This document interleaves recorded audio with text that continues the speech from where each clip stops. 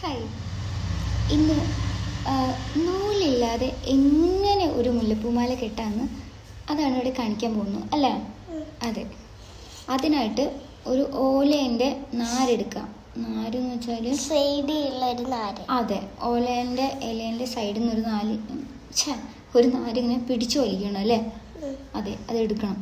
എന്നിട്ട് മുല്ലപ്പൂ ഇങ്ങനെ താഴെ വീണ് കഴിഞ്ഞാൽ ഇങ്ങനെ എടുക്കുക അല്ലേ? പൂവ് താഴെ വീണ് പറക്ക് അടിയിൽ വീണുണ്ടോ? ഇല്ല. ശരിക്കും പറഞ്ഞാലേ ഇത് സിമ്പിളായിട്ട് ചെയ്യുന്ന കാര്യമായിട്ടാണ്. വേണമെങ്കിൽ തൊണ്ടൊക്കെ വേദന ആയതുകൊണ്ട് തൊണ്ട സൗണ്ടൊക്കെ പോയിട്ടിരിക്കുകയാണ്. തൊണ്ടൊക്കെ നല്ല വേദനയാണ് അല്ലേ? ശരിക്കും പറഞ്ഞാലേ ഇത് ഈ മുല്ലപ്പൂക്കളൊക്കെ താഴെ തന്നെ ഉള്ളതാണ്. വേണമെങ്കിൽ തലേ ദിവസം ഇങ്ങനെ വിരിയാൻ വേണ്ടി കാത്തുക്കൊന്നും വേണ്ട. നമുക്ക് അതൊക്കെ താഴെ വീഴും. അതല്ല പറയാൻ ഉദ്ദേശിച്ചത്. നന്നായി മാല കെട്ടാൻ അറിയുന്ന ആൾക്കാരാണെങ്കിൽ വേറെ നൂല് മേടിച്ചിട്ട് തലേ ദിവസം തന്നെ മുല്ലപ്പൂവിൻ്റെ മുട്ടെല്ലാം പറിച്ചിട്ട് ഇങ്ങനെ കെട്ടാം. ഇങ്ങനെ കാത്തിരിക്കുന്നു വേണ്ട.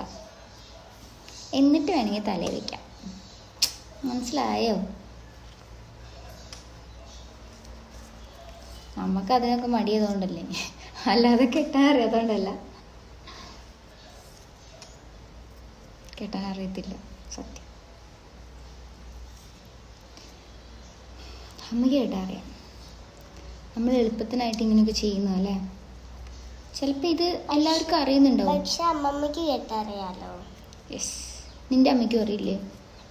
അമ്മ നൂലും സൂചി കൊണ്ട് കെട്ടും. അല്ലാതെ തന്നെ നിന്റെ അമ്മ കെട്ടാറുണ്ട്, ഞാൻ കണ്ടിട്ടുണ്ട്. അത് യൂട്യൂബിൽ നോക്കി.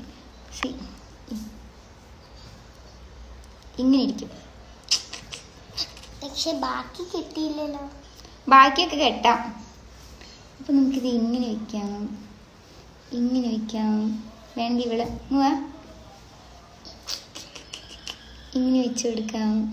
ഇത് സിമ്പിളായിട്ടാട്ടോ. ഇവിടെ സൂചിയൊന്നും ഇല്ല, അതുകൊണ്ട് നിങ്ങൾ ഇങ്ങനെ ചെയ്ത. സൂചി നൂലൊക്കെ ഇവിടെ ഉണ്ട്. ഉണ്ടോ? എവിടെ? അവിടെ ഉണ്ട്. എന്നിട്ട് നീ എന്താ പറഞ്ഞേ? ശരി, ബൈ.